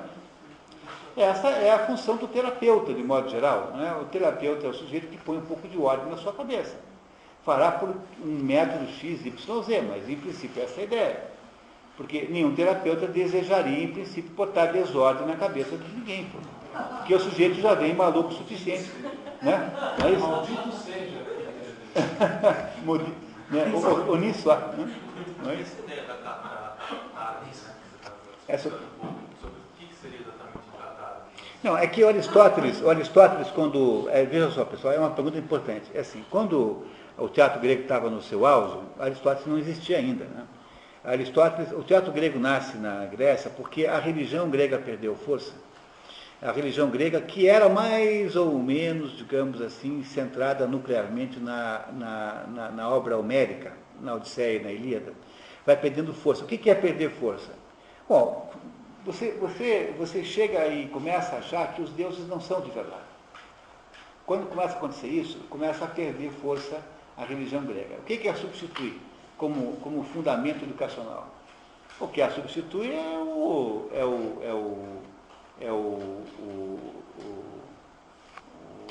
teatro. Mas mesmo dentro do teatro já começa a haver também a corrosão também, porque você pega Eurípides, por exemplo, que é um dos últimos, que é o terceiro, o mais tardio dos três dramaturgos gregos.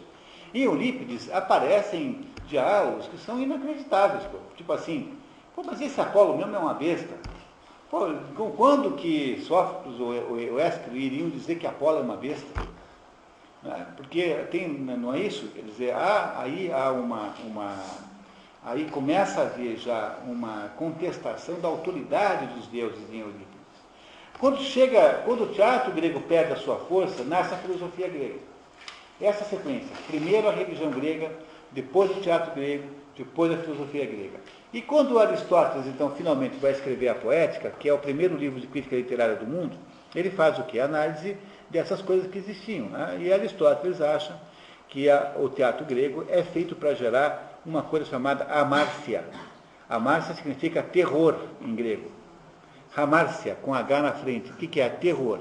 É assim, você se põe lá no lugar do Édipo e vê a sua vida transformada em zero. Você era rei, era todo poderoso, era extraordinariamente bem quisto, tinha todo o poder do mundo, e agora você quer? É um criminoso, menos que um criminoso.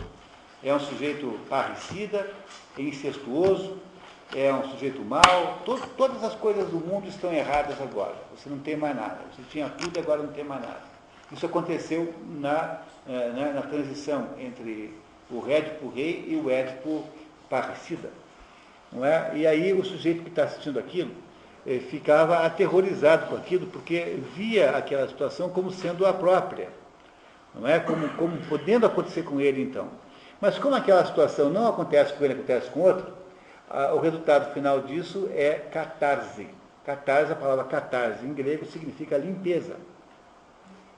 Cátaro é limpo, tanto é que aqueles cátaros lá, aquela seita que havia na Idade Média e que foi alvo de uma cruzada, a cruzada contra os albigienses, que foi feita contra os cátaros, não é? Os cátaros foi uma cruzada, a única cruzada que não foi no Oriente Médio foi essa que foi feita lá na região de Dijon, Albi, região da França, onde havia lá um conjunto lá, uma espécie de seita, chamada os cátaros, que foram destruídos por uma cruzada organizada pela França e que houve a incorporação daquela região de Dijon ao território francês, a partir daí. A catarse é isso, é limpeza. Como você sofreu aquele terror, mas aquele terror não redundou na sua própria desgraça, mas na desgraça da personagem que está ali no palco, ou ali na frente, você então limpa a sua alma, né? A sua alma é limpa, e essa é, de acordo com Aristóteles, o objetivo da tragédia. Aristóteles já não tem mais a mesma visão que havia no tempo em que essas tragédias eram encenadas, porque ele já está muito distante e já está muito descrente da tragédia como sendo da factualidade da coisa.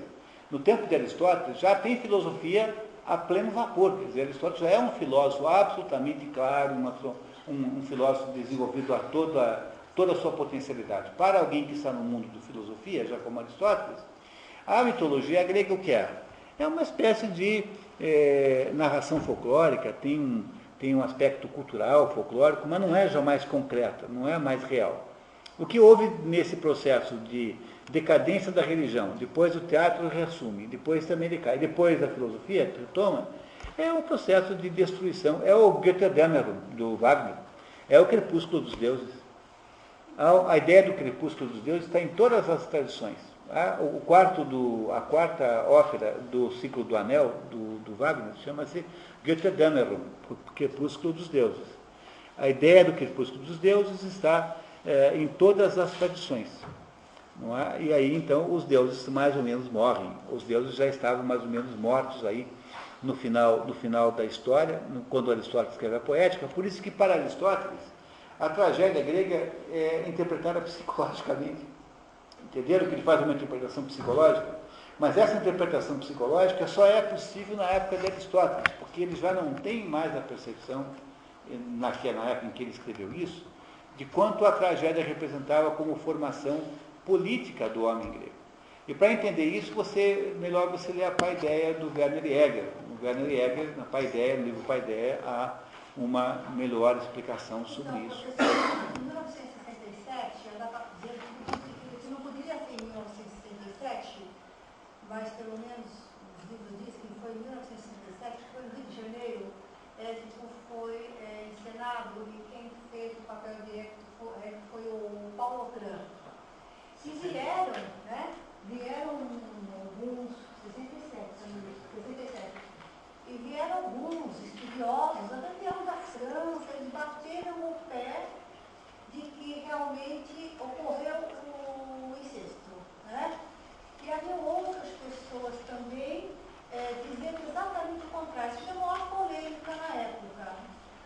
Houve ou não houve, professor? Mas é claro que houve, mas não há uma culpa associada a ele, porque havia uma inconsciência. Mas o incesto, materialmente falando, por exemplo, você, sem querer, matou alguém. Houve ou não houve morte? Houve, mas você não fez de propósito. Não é? Você compreendeu, Eva? O incesto existiu concretamente, porque o incesto é caracterizado pelo ato sexual entre parentes. Não é? E houve ato sexual? Houve. Portanto, houve incesto. É muito diferente. No entanto, quando a gente tenta estabelecer se houve ou não culpa ou dolo, né?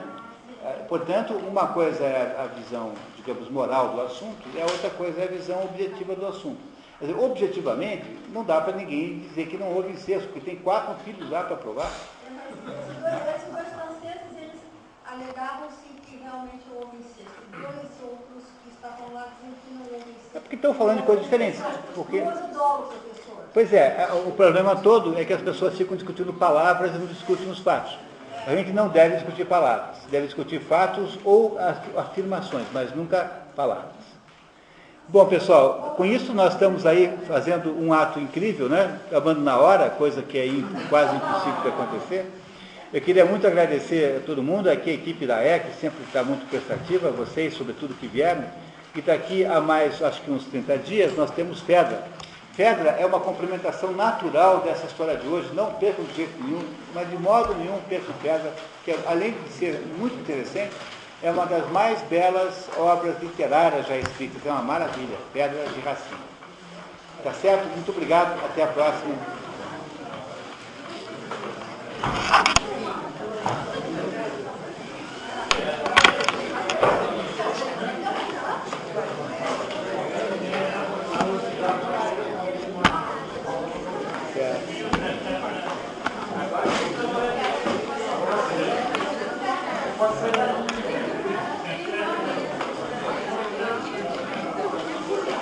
Parabéns pela aula. Obrigado, tá? Fico feliz. Vim trazer minha mãe. Ah, que bom. Assistir mais uma aula. Que bom, tá? Que bom. É muito interessante. É uma peça.